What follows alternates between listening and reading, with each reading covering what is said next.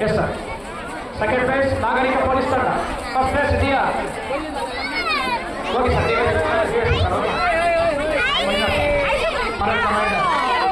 ಮೂರನೇ ಸ್ಥಾನ ಜಿಲ್ಲಾ ಮಹಿಳಾ ಪೊಲೀಸ್ ತಂಡ. ತೃತೀಯ ಸ್ಥಾನ.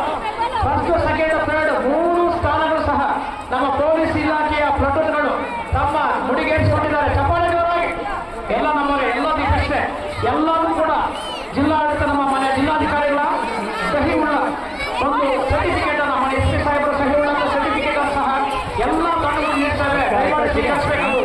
ಇಲ್ಲಿ ನಮ್ಮ ಶ್ರೀನಿವಾಸ ಅವರು ಎಲ್ಲ